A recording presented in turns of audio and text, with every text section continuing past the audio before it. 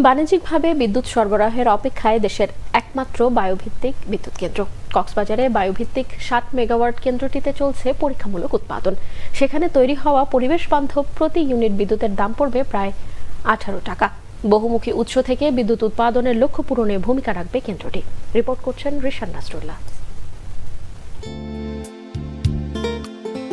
কক্সবাজারের খুরুশকুল উপজেলা বাতাস ব্যবহার করে বিদ্যুৎ উৎপাদনে সেখানকার বিস্তীর্ণ এলাকায় বসানো হয়েছে ২২টি টারবাইন।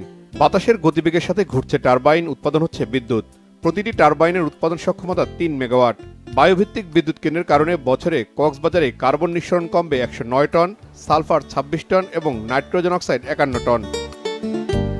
প্রকল্প সংশ্লিষ্টরা বলছেন, উপকূলীয় এলাকায় বিদ্যুৎ সরবরাহের পাশাপাশি পরিবেশ রক্ষায় ভূমিকা রাখবে বায়ুভিত্তিক বিদ্যুৎ কেন্দ্রটি।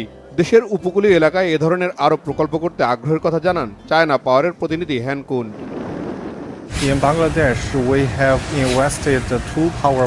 বাংলাদেশের বিদ্যুৎ খাতে আমাদের বিনিয়োগ পরিকল্পনা রয়েছে, কারণ পরিবেশ সুরক্ষায় আমরা বাংলাদেশের পাশে থাকতে চাই। চীনের লক্ষ্য হচ্ছে নবায়নযোগ্য জ্বালানি ব্যবহার করে বিদ্যুতের উৎপাদন বাড়ানো। আমরা আশা করছি উপকূলীয় এলাকায় আরও কয়েকটি বায়ুভিত্তিক বিদ্যুৎ কেন্দ্র স্থাপন করা সম্ভব হবে। আমাদের ৬০ মেগাওয়াট বায়ুবিদ্যুৎ প্রকল্প বর্তমানে কমার্শিয়ালি অপারেশনে আছে। বাংলাদেশ বিদ্যুৎ উন্নয়ন বোর্ড আমাদের কাছ থেকে প্রতি ইউনিট ১২ সেন্ট করে কিনে নেবে বর্তমান বাজার মূল্যে।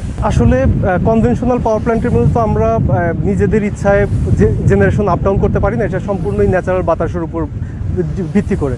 তবে আমাদের শীতকালে যেহেতু একটু বাতাস কম থাকে, আমরা শীতকালে একটু জেনারেশন কম পাবো।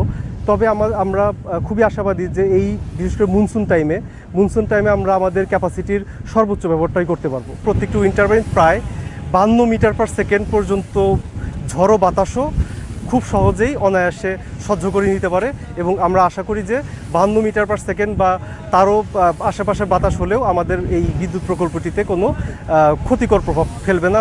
বিদ্যুৎ উন্নয়ন বোর্ডের কর্মকর্তা জানান, কক্সবাজারের উপকূলীয় এলাকায় আরও কয়েকটি বায়ু বিদ্যুৎ কেন্দ্র স্থাপন করা যায় কিনা সেটি যাচাই করছে সরকার।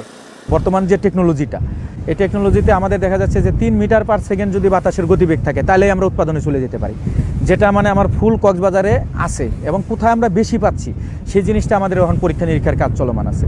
সেই হিসাবে আমার সবচেয়ে যেটা আমার পুরো কক্সবাজার আমাকে ভিজিট করা আছে, সেই হিসাবে আমি দেখছি যে কুতুবদিয়া, মগনমাঘাট, টেকনাফের আশেপাশে এলাকা সহ এই মহেশখালী সহ প্রত্যেকটা এলাকায় আমাদের মানে এই উইন্ড পাওয়ার প্ল্যান্ট প্রজেক্টগুলো আমাদের হাতে নেওয়া যাবে।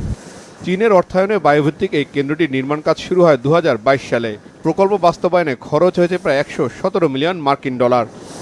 প্রাকৃতিক বাতাসকে কাজে লাগিয়ে বিদ্যুৎ উৎপাদনে দেশে প্রথমবারের মতো চালু হলো কক্সবাজারের ৬০ মেগাওয়াট বায়ুভিত্তিক বিদ্যুৎ উৎপাদন প্রকল্প।